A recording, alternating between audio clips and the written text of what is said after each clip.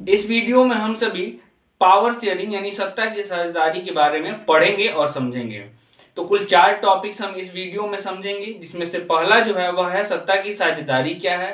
दूसरा, यदि किसी लोकतांत्रिक देश में पावर शेयरिंग यानी सत्ता का बंटवारा सभी वर्गों तथा समूहों के बीच में नहीं हो तो क्या होगा।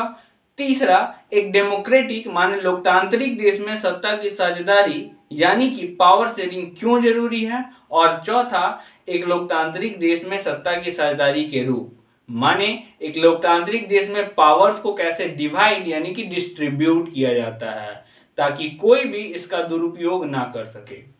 सबसे पहले हम जानते हैं कि सत्ता की साझेदारी यानी पावर शेयरिंग क्या है। तो हम कह सकते हैं कि सत्ता की साझेदारी एक ऐसी शासन व्यवस्था होती है जिसमें समाज के प्रत्येक समूह और समुदाय की भागीदारी होती है। हम कह सकते हैं कि सत्ता की साझेदारी लोकतंत्र का आधार है। अब सवाल उठता है कि यदि देश में पावर शेयरिंग माने सत्ता का बंटवारा सभी वर्गों तथा समूहों के बीच में नहीं हो तो क्या होगा।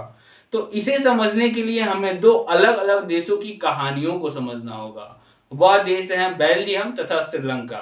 तो चलिए शुरू करते हैं बेल्जियम की कहानी से। बेल्जियम यूरोप का एक छोटा सा देश है, क्षेत्रफल में हमारे हरियाणा राज्य से भी छोटा। इसकी सीमाएं फ्रांस, नीदरलैंड, जर्मनी और लग्जमबर्ग से लगती हैं। इसकी आबादी 1 करोड़ से थोड़ी अधिक है, माने हरियाणा की आबादी के करीब आधी। इस छोटे से देश की जातीय बुनावट बहुत जटिल है, जिसे हम बेल्जियम के इस मैप के द्वारा समझ सकते हैं।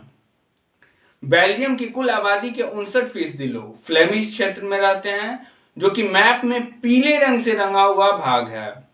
यहाँ के लोग डच भाषा बोलते हैं तथा बेनोलिया क्षेत्र, जो कि मैप में लाल रंग वाला भाग है, वहाँ के 40% लोग फ्रेंच भाषा बोलते हैं तथा शेष 1% लोग जर्मन भाषा बोलते हैं। जबकि बेल्जियम की राजधानी ब्रुसेल्स, जो कि देश के फ्लेमिश क्षेत्र में पड़ता है, वहाँ के 80% लोग फ्रेंच भाषा बोलते हैं तथा शेष 20% लोग डच भाषा बोलते हैं। बेल्जियम में फ्रेंच भाषा बोलने वाले लोग डच भाषा बोलने वाले लोगों की तुलना में संख्या में कम होते हुए भी ज्यादा संपन्न और ताकतवर रहे हैं। माने बेल्जियम में फ्रेंच भाषा बोलने वाले लोगों का डोमिनेंस यानी दबदबा डच भाषा बोलने वाले लोगों की तुलना में ज्यादा रहा है। जबकि बहुत बाद में जाकर आर्थिक विकास और शिक्षा का लाभ पाने वाले डच भाषी लोगों को इस बात से नाराजगी थी कि फ्रेंच भाषा बोलने वाले लोगों का देश में यानी बेल्जियम में डच भाषा बोलने वाले लोगों से ज्यादा वैल्यू क्यों है। इसके चलते बेल्जियम में 1950 और 1960 के दशक में फ्रेंच और डच बोलने वाले लोगों के बीच में तनाव बढ़ने लगा और डच भाषा बोलने वाले लोगों ने इसको लेकर बेल्जियम में खूब हंगामा किया। इस हंगामे का सबसे तीखा रूप बेल्जियम की राजधानी ब्रुसेल्स में देखने को मिला। बेल्जियम में इन दो समुदायों के बीच में तनाव इतना बढ़ गया कि उस समय बेल्जियम में गृह युद्ध का बादल मंडराने लगा।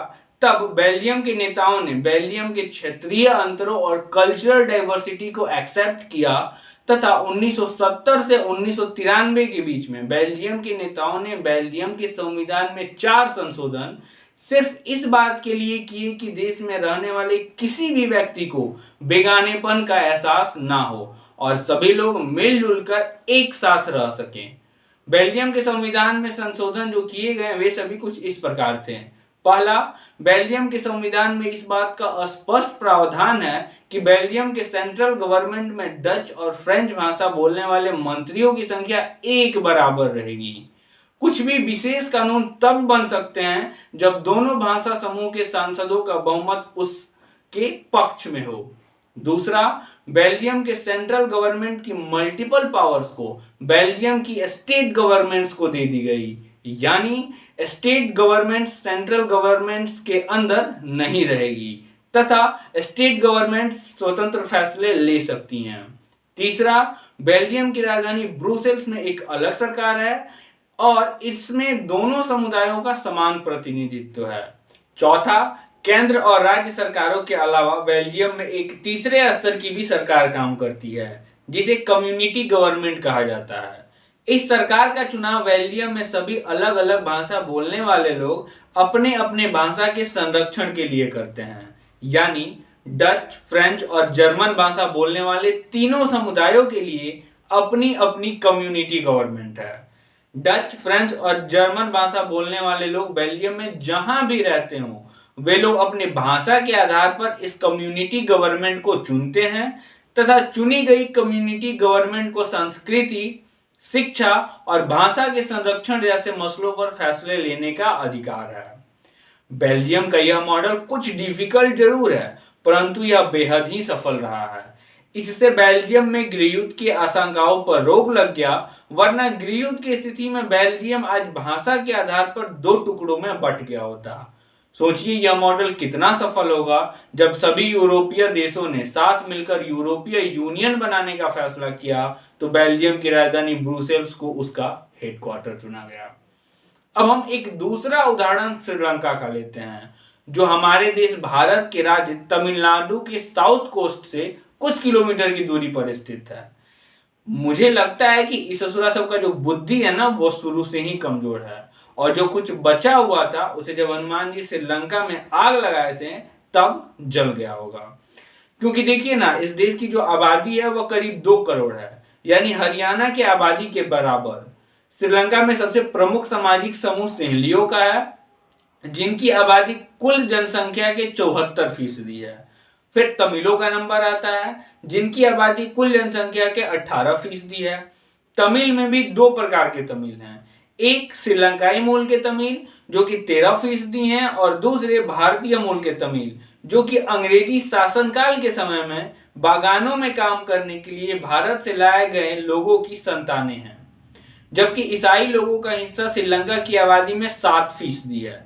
यदि हम मौजूदा श्रीलंका के मैप पर ध्यान दें तो पाएंगे कि तमिल मुख्य रूप से श्रीलंका के उत्तर और पूर्व के राज्यों में ज्यादा संख्या में है। श्रीलंका में अधिक सिंहली भाषा बोलने वाले लोग बौद्ध हैं। तमिल भाषा बोलने वाले लोगों में कुछ हिंदू हैं और कुछ मुसलमान हैं, जबकि ईसाई लोग जो हैं वह सिंहली और तमिल दोनों भाषाएं बोलते हैं। सन 1948 में श्रीलंका जब एक स्वतंत्र राष्ट्र बना, उस समय सिंहली समुदाय के नेताओं ने अपनी अधिक संख्या के बल पर श्रीलंका के शासन पर अपना दबदबा जमाना चाहा।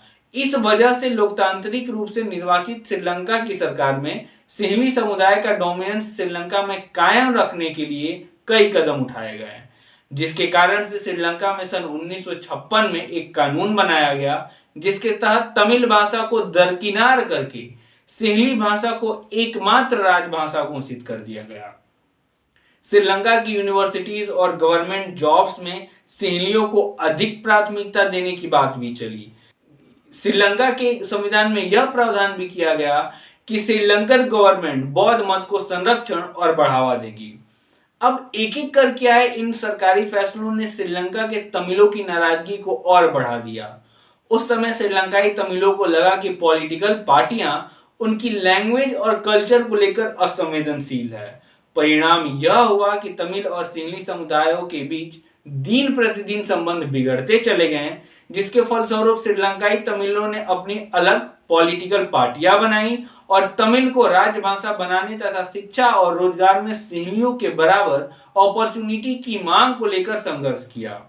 लेकिन तमिलों की मांगों को लगातार ठुकरा दिया गया, जिस कारण से 1980 के दशक तक उत्तर पूर्वी श्रीलंका में स्वतंत्र तमिल सरकार बनाने की मांग को लेकर कई राजनीतिक संगठन बन गए। आगे चलकर श्रीलंका में तमिलों तथा सिंहलियों के बीच इस पारस्परिक अविश्वास ने बड़े टकराव का रूप ले लिया और यह टकराव गृह युद्ध में बदल गया, जिसका अंत 2009 में हुआ। श्रीलंका में हुए इस गृह युद्ध के कारण हजारों लोग मारे गए। अनेक परिवार श्रीलंका से भागकर दूसरे देशों में शरणार्थी बन गए, जबकि इस गृह युद्ध से बहुतेरे लोगों की रोजी रोटी चौपट हो गई। बेल्जियम और श्रीलंका की इन कहानियों से हमें यह पता चलता है कि दोनों देश लोकतांत्रिक हैं, फिर भी सत्ता में साझेदारी के सवालों को दोनों ने अलग अलग ढंग से निपटाने की कोशिश की। जहां बेल्जियम के नेताओं को लगा कि सभी जाति और क्षेत्रों की भावनाओं का आदर करने पर ही देश की एकता संभव है, वहीं श्रीलंका के नेताओं ने ठीक इसके उल्टा रास्ता अपनाया। इससे यह पता चलता है कि किसी भी देश की मेजोरिटी कम्युनिटी उस देश की माइनॉरिटी कम्युनिटी पर डोमिनेंस कायम करने और सत्ता में उसको हिस्सेदार न बनाने का फैसला करती है, तो इससे देश की एकता संकट में पड़ सकती है और देश पूरी तरीके से बर्बाद हो सकता है। अब प्रश्न उठता है कि सत्ता की साझेदारी क्यों जरूरी है, तो इसके दो तर्क दिए जा सकते हैं। पहला युक्तिपरक तर्क तथा दूसरा नैतिक तर्क। युक्तिपरक तर्क कहता है कि सत्ता की साझेदारी जरूरी है क्योंकि इससे विभिन्न सामाजिक समूहों के बीच टकराव का अंदेशा कम हो जाता है, तथा नैतिक तर्क कहता है कि सत्ता की साझेदारी लोकतंत्र का आधार है। सत्ता की साझेदारी के रूप मतलब किन किन प्रकार से सत्ता की साझेदारी की जाती है, आइए हम कुछ प्रचलित उदाहरणों से इसे समझने की कोशिश करते हैं। पहला horizontal distribution of power sharing. इसमें लेजिस्लेटिव, एग्जीक्यूटिव और जुडिशरी ये सभी एक स्तर पर रहकर अपनी अपनी शक्तियों का उपयोग करते हैं, और ऐसे बंटवारे से यह सुनिश्चित हो जाता है कि कोई भी एक अंग सत्ता का असीमित उपयोग नहीं कर सकता है। यही कारण है कि इसे नियंत्रण और संतुलन की व्यवस्था भी कहा जाता है। दूसरा vertical distribution of power sharing. सरकार के बीच अलग अलग स्तर पर सत्ता का बंटवारा, जैसे केंद्र सरकार, राज्य सरकार, नगरपालिका तथा पंचायत। इसके अंतर्गत केंद्र सरकार अपने पावर्स को राज्य सरकार के साथ तथा राज्य सरकार अपनी पावर्स को लोकल गवर्नमेंट के साथ साझा करती है। तीसरा power sharing among different social groups. इसके अंतर्गत सत्ता का बंटवारा सामाजिक समूह, भाषाई समूह तथा धार्मिक समूहों के बीच किया जाता है। बेल्जियम की कम्युनिटी गवर्नमेंट इसका एक अच्छा उदाहरण है। भारत में रिजर्वेशन सिस्टम, जो कि अलग अलग जातीय समूहों के बीच है, इसका एक बेहतर उदाहरण हम कह सकते हैं कि है। चौथा power sharing among different political parties and pressure group. राजनीतिक पार्टियां सत्ता के लिए आपस में स्पर्धा करती हैं। इससे यह सुनिश्चित हो जाता है कि एक व्यक्ति या पार्टी के हाथ में सत्ता ना रहे। लोकतंत्र में हम व्यापारी, उद्योगपति, विद्यार्थी, किसान आदि जैसे संगठन को भी सक्रिय देखते हैं, जो सरकार के ऊपर दबाव बनाती है अपनी पॉलिसीज को अप्लाई करने के लिए। यह वीडियो यहीं खत्म होता है। उम्मीद है आपको पसंद आया होगा।